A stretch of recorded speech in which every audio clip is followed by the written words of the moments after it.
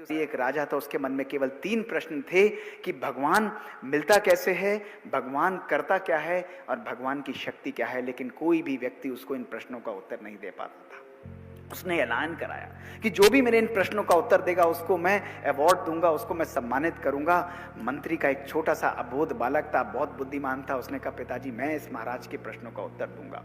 अगले दिन पहुंच गए और महाराज ने कहा, अरे तू बच्चा, तू इतना अबोध बालक, तू मेरे प्रश्नों का उत्तर देगा? उसने कहा, हाँ मैं दूंगा। उसने कहा, बताओ मेरे पहले प्रश्न का उत्तर। उसने कहा, महाराज आपके दरबार में कोई मेहमान आया है, आप सम्मान नहीं करेंगे? उसने कहा, हाँ हाँ बताओ मैं क्या करूं। उसने कहा, मंगवाइए एक सोने का ग्लास और उसमें दूध मंगवाइए, फिर मैं आपके पहले प्रश्न का उत्तर दूंगा। और जैसे ही दूध आया, बच्चे ने अपनी उंगली ली और उसके अंदर अपनी उंगली को हिलाने लगा और 15 मिनट हिलाता रहा। उसने कहा, ये क्या कर रहे हो? उसने कहा, महाराज मैं इस दूध में मक्खन को ढूंढ रहा हूं। उसने कहा, बच्चे इस दूध में मक्खन ऐसे नहीं निकलता, दूध को बिलोया जाता है, दही बनता है, दही से छाछ निकलती है, तब मक्खन निकलता है। उसने कहा, महाराज यही आपके पहले प्रश्न का उत्तर है कि यदि भगवान की प्राप्ति करनी है तो केवल सिमरन करने से भगवान की प्राप्ति नहीं होगी, उसको ज्ञान को अपने जीवन में उतारना होगा, उसको फॉलो करना होगा, अपने संकल्पों में परिवर्तन लाना होगा। महाराज बहुत खुश हुए।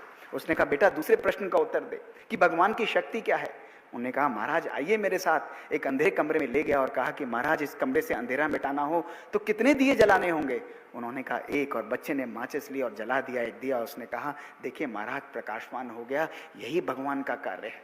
वो हमारे अज्ञान, आत्मा के अज्ञान अंधेरे को मिटाकर हमारी आत्मा को ज्ञान की तरफ लेके जाता है। और जब परमात्मा का ज्ञान आता है तो हमारे अंदर से विकारों का विनाश होता है, और जो परमात्मा के जितने पास रहता है उतना ही उसको स्नेह का अनुभव होता है।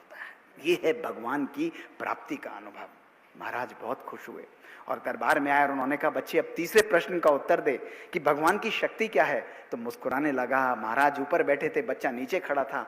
तो बच्चे ने कहा, महाराज एक बात बताइए, आप इस तीसरे प्रश्न का उत्तर मुझसे राजा बनकर पूछ रहे हैं, मेरा शिष्य बनकर पूछ रहे हैं? महाराज सकपाक गए और उन्होंने कहा, मैं तो तुम्हारा शिष्य बनकर पूछ रहा हूँ बालक। तो उन्होंने कहा, फिर आप ऊपर बैठे क्या कर रहे हैं, नीचे उतरिए। राजा नीचे उतरा सिंहासन से और जमीन पर आया, और जैसे ही वो आया वो बच्चा फुदक कर राजा के सिंहासन पर बैठ गया और मुस्कुराने लगा और कहा, महाराज राजा बताइए। तो राजा ने कहा, प्रश्न का उत्तर दो।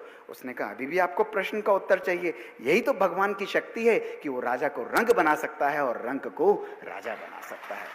मैं आपको अंत में यही कहना चाहता हूं, बहुत विनम्रता से, बहुत सम्मान से, कि परमात्मा को अपने जीवन में आने दीजिए। केवल ज्ञान का सिमरन नहीं, उसकी धारणा, उसके प्रेम, उसके स्नेह को अपने कण कण, अपनी आत्मा में समाने दीजिए। जब परमात्मा हमारे जीवन में आता है तो हमारे संकल्प, हमारे बोल, हमारे कर्म